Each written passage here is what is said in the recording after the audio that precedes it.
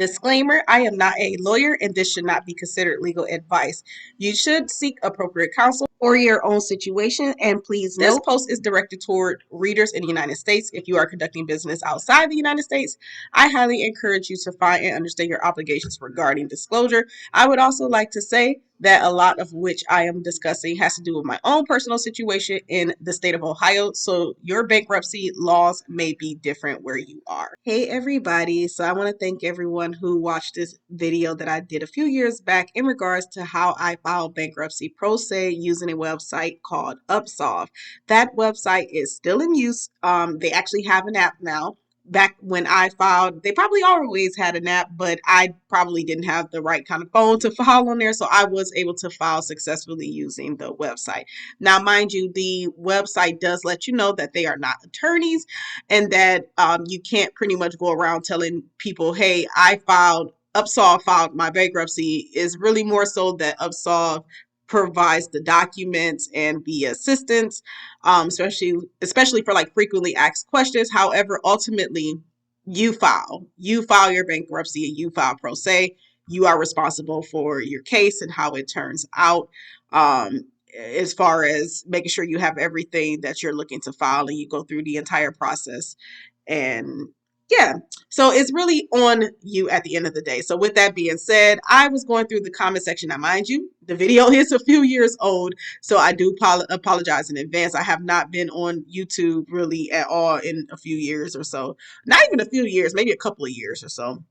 But now that I am getting to it, I know I'm probably super late, and I hope that most of these questions that you all have had in the comment section have been answered for you, but I still wanted to address these questions nonetheless, especially because if someone comes across this video now, they are able to get answers and for their situation if they have similar questions. With that being said, there was a comment, and I wholeheartedly respect the comment beneath this video in regards to just obtaining an actual bankruptcy attorney. I wholeheartedly agree. An attorney would be awesome. It takes the burden off of your back, and I'm sure an attorney is trained as well as educated to make sure they thoroughly handle your case. However, I was filing bankruptcy for a reason, okay? I didn't have anything. You know, the creditors is calling. I had to pick up the phone and immediately say, I ain't got it. And then hang up. That's it. Like, it wasn't that I did not want an attorney. As a matter of fact, for some years, I had been attempting to do this. And finally, it got to the point in 2021 where I was like, okay, you know, we got the pandemic happening. For the most part, everything was closed. Excuse me, I do have a cold, so I apologize in advance because sometimes I may cough. I remember the last time I went downtown in the city where I live and I sat with an attorney, laid out my manila envelope or my whatever file folder of debt, only for the attorney to say to me, this is how much it's going to cost for me to file your debt. And I'm looking at him like, where am I gonna get it? Where am I going to get it? Because if I can't pay them, what makes you think I can pay you? So with that being said, not everyone has the money, the finances to hire an attorney to do this process. You know, it is very important. I don't think I stressed this enough in the original video. It is very important to understand what you are doing when you file bankruptcy and how it's going to affect you credit-wise, because my goodness, so much is based off of credit these days. For example, I remember, and I'm just going to touch on this briefly because I'm going to do a separate video about this, but I remember being younger and being able to find a landlord, and all that landlord wanted to know was, hey, do you have any evictions, and do you have first month rent and first security deposit? Nowadays, it is on top of all these million administrative fees and security deposit, pet deposits, etc. We also require a thorough background check. And in your background check, not only can you not have anything in collections, but even if you don't have anything in collections, you better not have bankruptcy. Bankruptcy better not be the reason you don't have anything in collections, because even if you don't have anything in collections, we don't want you, if you've had bankruptcy within this amount of time frame. I've seen 10 years. I've seen some landowners go back as far as not wanting the tenant to, the prospective tenant to have had filed bankruptcy within 10 years. I've seen a lot of 5 years, and I recently saw one that said 2 years. I was like, okay, 2 years is a little better. But it's interesting because it's like, I am not a landowner, so to each their own. Obviously, if you own the home, you have a right to, pretty much request whatever you want legally, within legal standards. And I guess that's one of them. But it's like, you would think you would want your tenant not to have any debt so that they can be able to pay their rent on time. But on the flip side of that, I can understand that maybe some of these landowners use this information as a means to determine whether or not the tenant is financially responsible. With that being said, I just wanted to do this video to address some of the comments in the comment section. I did notice some of these comments are state specific. If you go through UPSOLVE, excuse me, and you qualify to file for bankruptcy through UPSOLVE, which UPSOLVE would let you know as you go along the process, they have somewhere on the app and the website where you can type in your frequently asked questions, and they really do walk you through that information, especially once you enter in where you're at. They immediately hone in on state specific bankruptcy laws and questions and answers. So that is my suggestion for some of these questions in the comment section, is to go ahead through the process and attempt to see if you qualify. And from there, once you qualify, again, they have a way where you can access frequently asked questions and state specific bankruptcy questions, because I was able to access them. I ran into a lot, and that's something I did not mention in the video. I ran into a lot of confusion in my process because it was something I wasn't used to. I'm no attorney. I didn't have education in this area of things. So UPSOLVE, I'm telling you, it really walked me through the process. I was able to use that part where it was like frequently asked questions and really understand a lot of the information that was required to understand when filing bankruptcy. Know what you are planning to do in the next month, the next week, the next day, whatever, the next year, and how filing bankruptcy now will affect that or those plans moving forward. Let me address some of these questions in the comment section, and thank you all for the positivity. Someone said, I wish you went into detail on what the fees were that you paid for the credit classes and the filing fees. I just wanted to see what this reply was. How much would you guesstimate the total cost? So I apologize. It took so long, and I hope you all got the answers. Actually, when filing through UPSOLVE, they recommended this website to me. So again, UPSOLVE walks you through the entire process. And once you get to the point where these credit counseling classes are required, it will pop up on your screen on the UPSOLVE website and app that, hey, now this is what you have to do next. So when it popped up for me to begin my credit counseling course, because of course that's a part of the process, they immediately recommended, this website, debtorcc.org. As you can see, the first, because you take 2 credit counseling courses, the first course was $19.95 per household. And then I'm just going to go forward. At the bottom here, you can see it says looking for second bankruptcy course. So once you click that link, because I clicked it earlier, I just had to press the forward button, you will see how much the second one costs. I don't know if it may change, but it pretty much does say approved in all U.S. states and territories. I don't know if there was any additional fees. I can't remember. But just to kind of give you an idea, the first course was $19.95 or whatever I just said. The second course right here is $14.95. So you see, you have $19.95 and $14.95. So that's it. And you do it online. You're not leaving the house. When you go through UPSOLVE, you will do it online. So I hope that answers your question. And again, that's Debtor. Okay, so they changed the website when I clicked on the second course. So the second course is debtoredu.com. And if you want to know what that other link was, just go back in the video. So I'm going to keep going because, mind you, my computer is old as what, y'all. Someone said, I'm thinking about this, but I'm constantly out of town working across the country. Do you think it would be difficult if I'm out of town? Again, it is online. However, now here's the part I'm not too much help with. I did it close to the pandemic. With that being said, at that point, it was still the whole social distancing. Many places were shut down, including the courts. So I was very fortunate. I never once had to step foot in a courtroom. Everything I did, I filed online. And when it came to filing, like I believe my actual bankruptcy with the court, I was able to send, I cannot remember, so please don't quote me on this, like a certified letter. I don't know what the other one is, the priority. I think it was certified though to the court. That's how I was able to file. I never once had to leave the house to do this process. Never once, because of the fact that everything was like social distancing and courts were closed or limited access. Even my ultimate meeting of creditors, I think it was called, and mind you, I did this back in 2021, but I think it was called meeting of creditors. Even that all was over the phone, y'all. I did everything over the phone, through the mail, and through email. It was a crazy time. So in all honesty, Smooth Will, then at that time, you probably could have done all this out of town, except for like, okay, the mailing part. I guess it's still the same. I guess you could still, and I'm gonna have to say, I guess I'm not 100% on that. If this was still during that time where everything was closed, you probably could have still mailed this stuff off because it's being mailed off. It's not like you have to drop it off personally. It would have been sent certified. So you probably could have done all of this out of town. Like I said, I never left the house.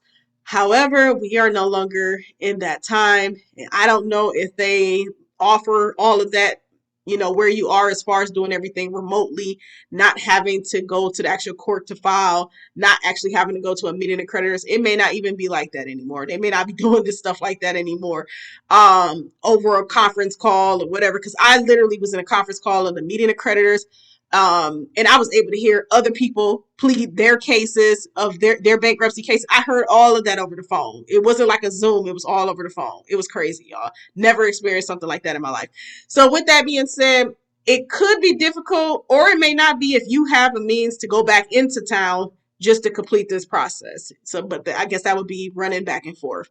That would be something you would have to learn about. As a matter of fact, I would suggest maybe reaching out to the bankruptcy court and learning the bankruptcy court that you would have to file with, and finding out if they are still doing doing things like that, or are they requiring individuals to actually be in person in order to file and have like their actual hearings and meeting of creditors.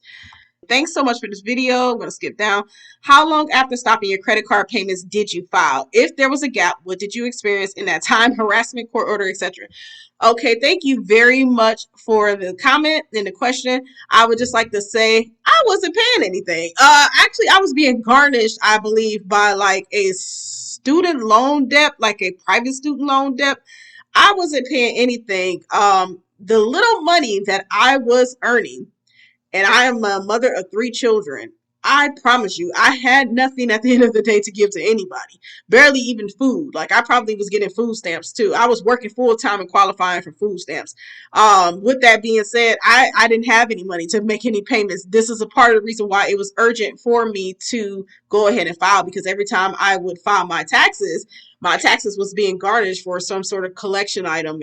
I think it was like a private student loan or whatever. So yeah, the harassment and the court order, I had all of that. I had the phone calls, I had the collections, mail letters and stuff coming through the mail. I had it all. I wasn't financially responsible. Let me not escape where I also need to take responsibility. I was not financially responsible either. Yes, bankruptcy is not the end of the world. It does have its consequences, and I cannot stress that enough, that you really need to know what it is you're trying to achieve during the time that you're thinking about filing, because a lot of the things out here hold it against you, whether you're looking to move somewhere. It's a lot of different things out here that bankruptcy can really affect. Someone says, do they stop wage garnishment while you're going through the process? For this specific question, I just wanted to make sure I showed you where I am getting the answer to this question from. I don't know if this is state specific or universal. What I will say is, again, I only know what pertains to my case in the state in which I reside. California is not the state that I reside. This is pretty much the same thing in terms of what I experienced. So this is what it says. Automatic stay is actually what is being discussed in this comment. So it says, automatic stay, what is it and does it protect a debtor from all creditors? Immediately after a bankruptcy case is filed, an injunction called the automatic stay is generally imposed against certain creditors who want to start or continue taking action against a debtor or the debtor's property. You can find this in Bankruptcy Code Section 362. It is important to read relevant statutes from the Bankruptcy Code and or to consult with a competent bankruptcy attorney about the automatic stay. The automatic stay, basically educating yourself about it, because in some situations there is no automatic stay at all, or there is only an automatic stay if the debtor obtains a court order which imposes the automatic stay, which is exactly what I was able to do. And I believe I had received like mailing confirmation. And I will leave this link in the description box below, as well as a link to the other websites mentioned in this video. This question right here, I can't answer this. I'm sorry. Do I need to officially live in West Virginia for 90 days before filing? This is something you want to do the research on. Also, you want to, maybe see if UPSOLVE has this answer as well, or just do some research, some general Google research, because I honestly don't know. These are like state-specific questions. I don't live there, so that's another big reason why I don't know. Someone said, very helpful, thank you. I only have one debt, a 10-year-old judgment the attorney keeps renewing. I'm so over it. Was this easy to use? Did you have to go to court? I won't say the process was easy. I will say UPSOLVE does make the process smoother than what it would have been if I had to do it all on my own. It was also 2021, so I guess they were limiting in-person access to the courts. And thankfully, because of those limitations, I was able to complete my hearings over the phone. Okay, somebody said $1,000, usually more like $1,700. That must have been in terms of how much it costs to file. Again, that was in 2021. I don't know. It could be state specific how much it costs. Either way, I ain't got it. I didn't have it. Someone says, what is your experience with getting back on your feet after bankruptcy? It's scary for most because of the myths that it will ruin your life. Are you still glad you filed, and did it actually propel you forward in terms of building a future? By the way, I should have looked this up before I got on there. When I filed bankruptcy and my bankruptcy was discharged in like June or July of 2021, by the time August of 2021 came, my credit score was like if it wasn't at 700, it was definitely like almost at 700.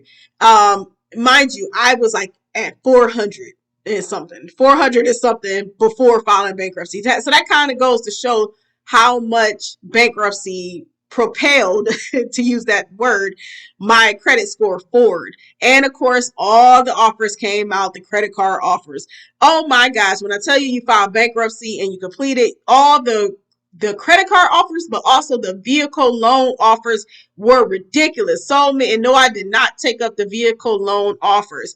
Credit card offer, we're not going to talk about that. But the vehicle loan offers came pouring in. And I actually read someone say something about it's a perfect time to get a vehicle because you get the best deals after filing bankruptcy. I don't know if that's true. I did not take anyone up on those offers, but when I tell you the opportunities poured in, every time I opened the mail, it was something about getting a vehicle loan, or a loan for a vehicle, whatever. I wasn't interested. So with that being said, as of today, December 21st, 2024, I have no regrets of filing bankruptcy. I don't. And I cannot have it because, again, it cleared my debt and it raised my credit score. What makes, I think, someone have regret for filing, because why would you regret being relieved of debt that you did not see your way out of, you couldn't see your way out of, and you felt like you was drowning in? What I think the answer would be to that is other things out here, other opportunities that hold bankruptcy against you. And again, you can look at it from either side, going back to being able to rent from somewhere or someone and being told, hey, you don't qualify for this house or this apartment because you filed bankruptcy within 10 years or 5 years or 2 years. That would make you regret filing bankruptcy. As for me, I don't regret it. And even as I am currently facing just exactly the scenario I gave, I still don't regret it. I am glad that debt is off of my freaking back. Student loans, on the other hand, now moving on to the next one. Did you have whole life insurance? They told me I qualified at the beginning, and now I'm at the very end of the application, and they are saying they cannot help me because I have a whole life insurance policy. Again, I'm not an attorney, but I could have sworn I've looked up the this scenario, and I don't know for certain why that is. I wonder, is it because they feel like you could cash in on that whole life insurance policy and pay your debt instead of filing bankruptcy? So let me know if you can. Did you ever find the answer to that question, Amy ID2CD? Please. But I apologize for not having an answer for that one. Again, I'm not an attorney. I'm just someone that used this app successfully and filed and just wanted to get on here and let you all know, like, hey, it's another way. Someone said I would use it. Okay, so this is the one where the person was pretty much saying they would use an attorney instead. And I don't see anything wrong with that. Someone asked about, do you have to give up any assets? I think that's very specific to your case.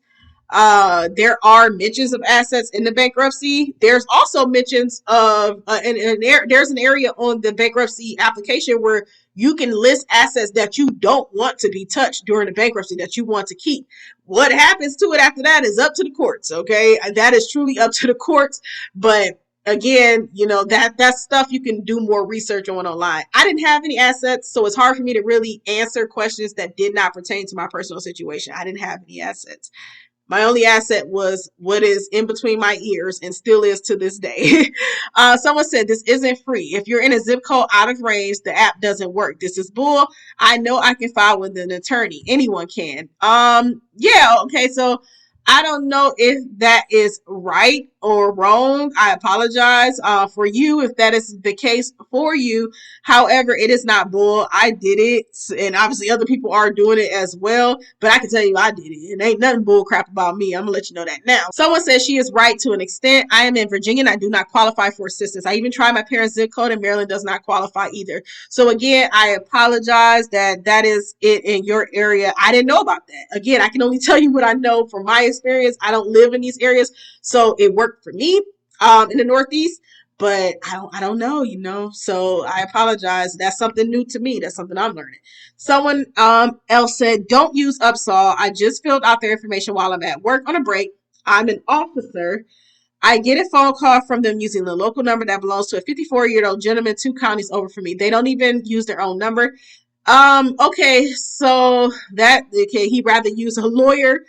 One has a non-fake phone number. Okay, I would like to say this. I don't know why you got a phone call. I don't know. I don't know why you got a phone call. I never once got a phone call. Again, I don't know if this is because of social distancing at the time. I did this in 2021, right after the pandemic in 2020.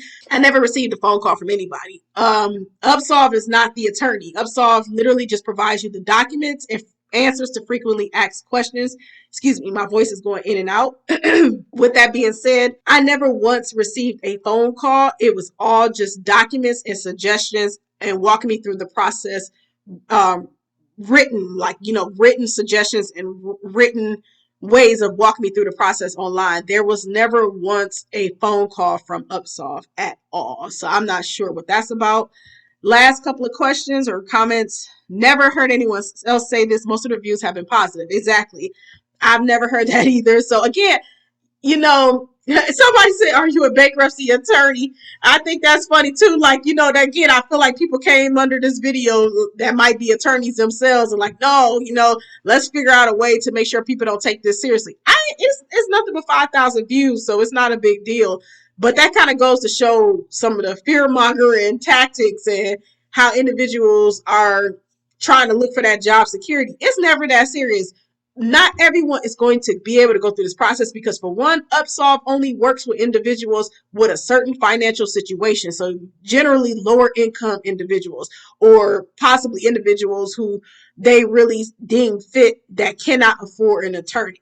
So they literally take you through a series of questions in order to determine whether or not you even qualify to use their website. After that, they're still not your attorney. They just provide you documents and forms that you go, or forms or whatever that you go through to be able to file for yourself. Then ultimately they provide you maybe some frequently asked question answers and suggestions in terms of credit courses that you can take, credit counseling courses. And then they keep you posted on your case because your case is linked to UPSOLVE, your own account on UPSOLVE. It is linked to it. So you get to see the status of your case almost in real time through UPSOLVE. It is pretty cool. It is pretty unique, and it is very, very much needed and very, very much beneficial.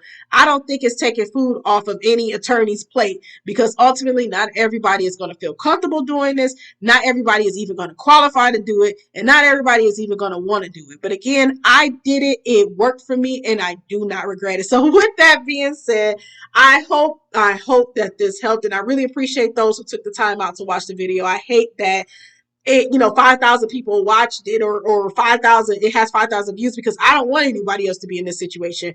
But at the same time, it happened. It was something that I went through, and I'm grateful I went through because it definitely got that debt off of my back. And again, I don't have any regrets, no regrets at all, even to this day. It raised my credit score very quickly. I don't have any regrets. So that is it. Let me know what you all think in the comment section. And thank you for bearing with me because I do have a cold. So like I'm coughing, my voice is going in and out, but I really appreciate you all. And I'll talk to you soon. Peace.